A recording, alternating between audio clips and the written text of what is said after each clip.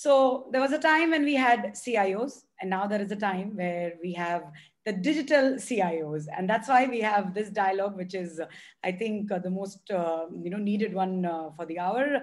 We'll have a dialogue on the CIO versus the digital CIO, and I would like to request Mr. Jayanta Bhaumik, Group Chief Information Officer, Kesoram Industries Limited, and Mr. Jitendra Mishra, Vice President and Global CIO from Alembic Pharmaceuticals Limited, to please take on the discussion for the CIO versus the digital CIO. Great. So thank you so much. And now CIO without digital CIO has something which is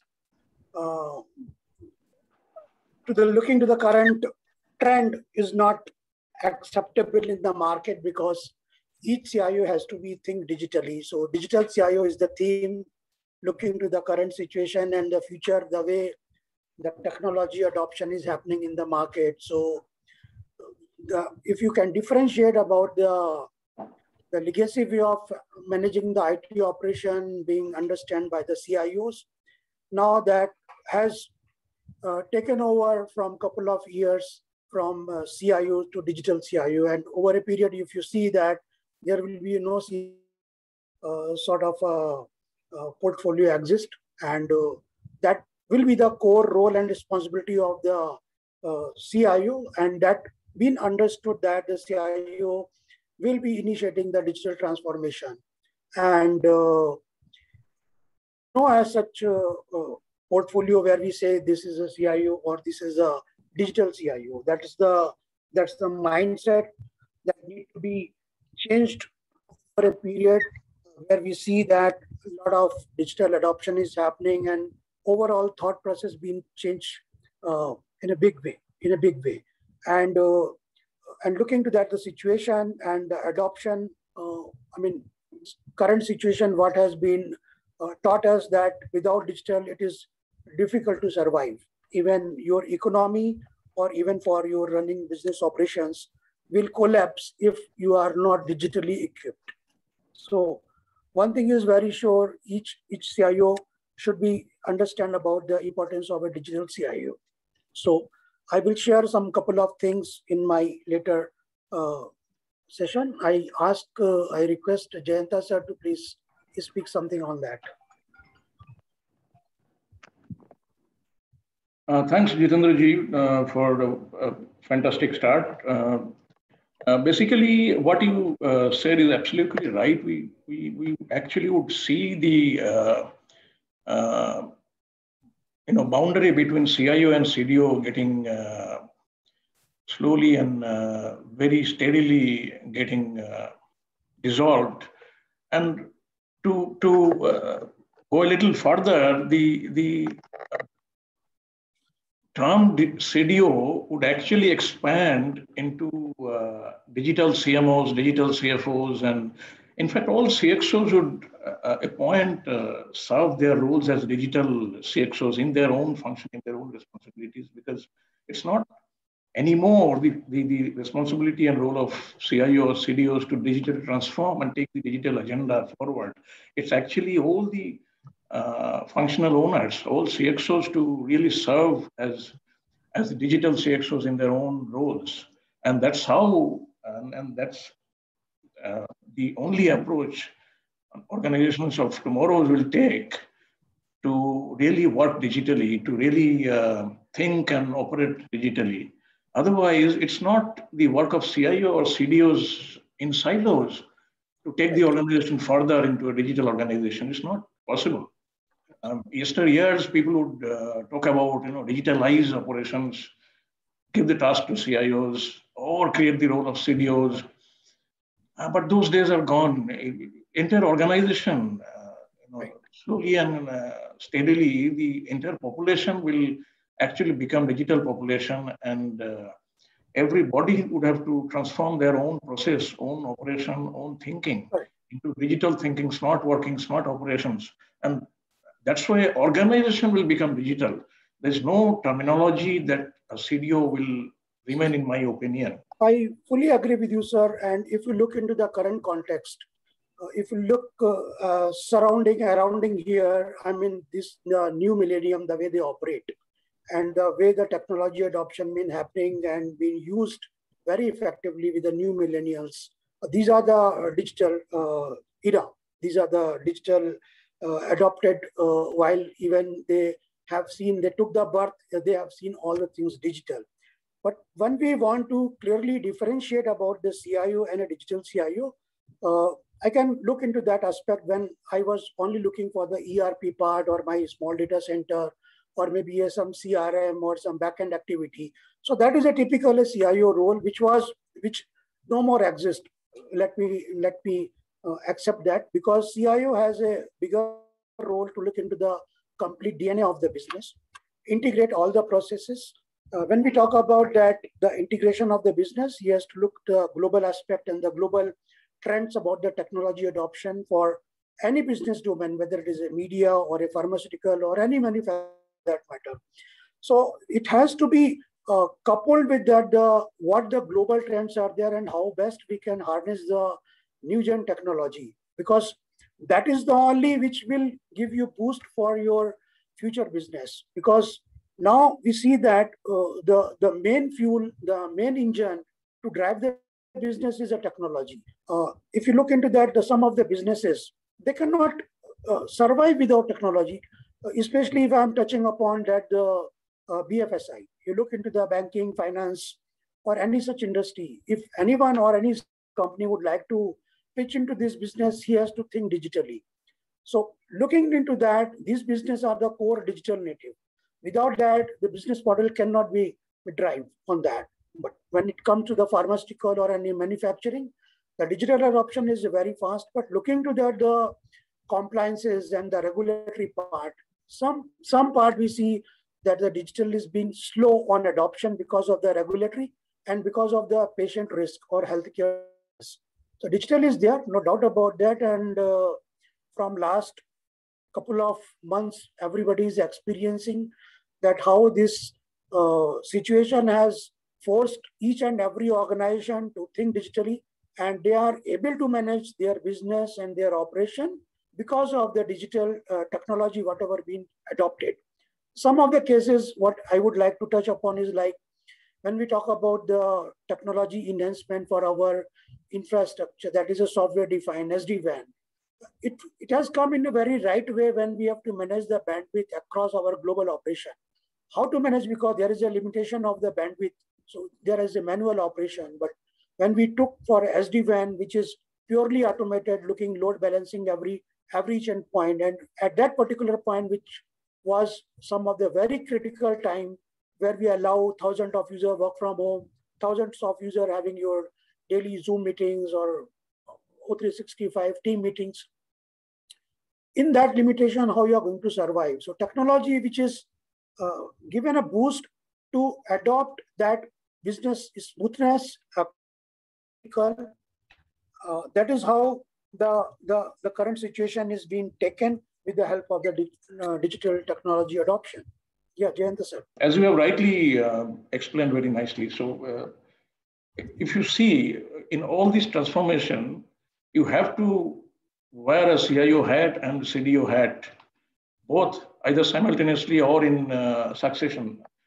So, while the CDO would have, if you at all give a role to somebody, would have the target of creating business value out of the digital changes or the improvements that are being brought in, but the CIO would also have the role to make sure that the underlying landscape is catering well to the whole agenda of driving value by way of improving the infrastructure. It may be a cloud migration, it may be an application migration, taking care of the entire operations running smoothly, including security and all the other parameters addressed. So, it would slowly boil down to, a joint or an integrated responsibility. It's not anymore CIO versus CDO or CIO versus digital CIO.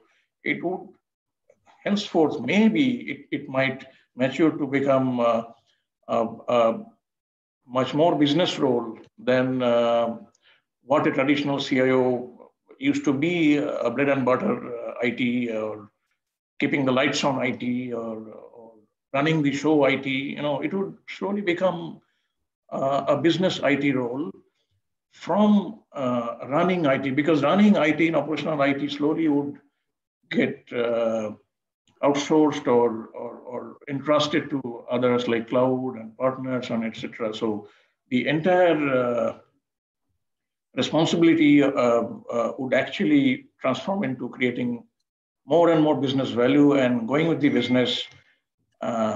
So in times to come, probably more and more chief digital officers or CIOs might emerge from the other functions, from the business functions, who have more business knowledge, who have more business experience in times to come. Probably we might see an evolution in that. And maybe in some cases, people would don two hats, or people would have an evolution into a amalgamated role. It's not going to be a segregated role, CIO versus digital CIO. It would probably become a different looking, different shape in the years to come. So that's what we foresee from here. Okay, one point I would like to touch upon is there about that, looking to the current COVID situation. We are very aggressive on ML and AI for cutting down our drug discovery overall cycle. See, normal drug discovery, 12 to 15 years, right? So, and that too, how to go to market strategy will be boosted by way of your artificial intelligence and machine learning.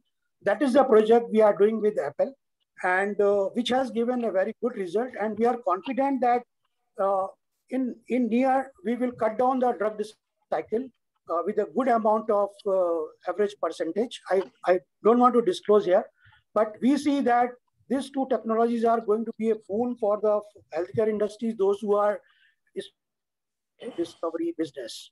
So these are the two things which we are doing at this point in our organization. Apart from that, I talked about the RPA, that is a small rocket science, but which has given a very good confidence to the CFO and to the management as how the technology can do a big change by way of small integration. So that's another part. We see that the analytics. Analytics is something which we are talking since long. Now analytics has gone to the board. Now I'm talking about some of the very interesting points that when we talk about the financial controls, right? Now the technology what we have adopted is that rather than going to the auditors or something, you have a pre-checklist for your audit controls, which we have took recently, and that ensure you all your governance framework with that application, ensure that you are actually not having this and your governance are accurate. No doubt about that, there has to be a regulation from the SEBI and all that each and every company has to be an auditor. That is fine. But whatever our inter-controls, whatever access points, whatever our security for that matter, that actually software opportunity to have a checklist, pre-checklist, and have a advanced readiness for facing such regulatory and audits from any regulatory authorities. Yeah, Jayanta sir would like to add something.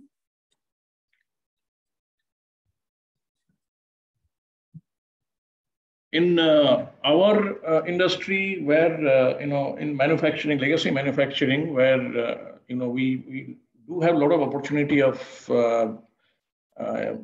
introducing automation on the shop floor. The big shop floor machineries can be integrated through OT, which has been an ongoing thought, and we have started the journey of execution. It gives amazing differences in getting the machine data directly into the ERP through the IT/OT integration, and you get the direct real-time status which can help in real-time decision making, either business decision making or technical decision making, and also helps in a lot of predictive forecasting. It can be business partner-wise forecasting for predicting deliveries, dispatches, and also prediction of maintenance and machine downtime, which actually helped in realizing a lot of working capital, Absolutely. saving, and also it helped in better planning. So people actually on the shop floor legacy teams have now started learning to plan smarter, which yesterday was not the among the priorities of people. Now people have started better planning. People started owning work centers. There has been a competition, healthy competition among the work centers to actually show smarter usage of spares, smarter usage of inventories, and much better and smarter consumption of working capital and better planning, forward planning. So these actually are helping transform those people. I know we have been talking a lot about process and technology, but people are also getting transformed. Slowly, maybe in pharma and finance, transformation has happened much better over time, but in manufacturing, it has started and quite amazingly last 5 to 7 years, we have seen a lot of changes in progressive companies. I will, sir, give you one example of our IT-OT interaction, because which has resulted into a very good integration between IT and manufacturing. When we talk about the IT-OT conversion, last year we started a project that is automated warehouse management. The challenge was there, the dispensing of the material. You know that the pharmaceutically, when 1 single gram, 0.001% additional dispense to the shop floor may create a huge problem for the efficacy of the pharmaceuticals, and that will lead to your recall or rework. This is huge. And there, if you talk about the recall or reject of the product, your product, it means something which is a bad name in the market. So we have integrated some of our balances where you actually dispense the material using these balances. We have integrated these balances with our ERP system, that is your SAP. Now, whatever the recipe, whatever the bill of material being defined within the framework of your SAP, only exactly that material get dispensed. There is no manual operation for dispensing such raw materials to the shop floor. So that has boosted the confidence and the accuracy and the regulatory point of view so nicely, and been appreciated such a way that, because this is certain points which you cannot face in a regulatory environment, where you are even a 1.001% has been dispensed additional to the shop floor, and that has led to your rejection and recall of the products. This integration has given a sort of a business IT-OT integration within our framework, and which has been giving a very good result. And we are planning for our rest of factories, and it is a multi-crore project for us. And even a small interaction can give you a very proven benefit for the business. This is what is a live example, what we have done, and that is what I would like to share with you. Fantastic example. But what your example shows, and what we have also seen is that instead of taking big strides, small steps of potential benefit areas, give better yields, but better results. So these small potential areas can be targeted, and small steps can be taken, and we get small business benefits, which can be accumulated into bigger benefits in the end.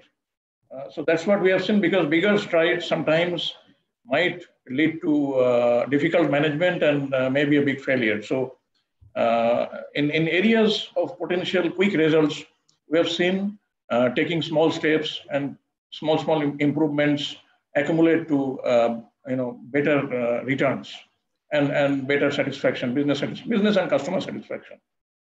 So quite good examples. If you look into that, the current context and the new millennial, the way the digital been adoption, there's a lot of expectation from the management as how we can integrate our processes. So it's not that only the CIO is driving the digital initiative. It's the organization strategy about the digital adoption and a digital strategy. Earlier, we used to say the cloud strategy is being followed by the CIOs or infrastructure lead. Cloud is no more your CIO strategy. It is an organization strategy. When we talk about the cloud adoption, whether it is a private cloud or is a hybrid cloud, it is the global operation what you manage.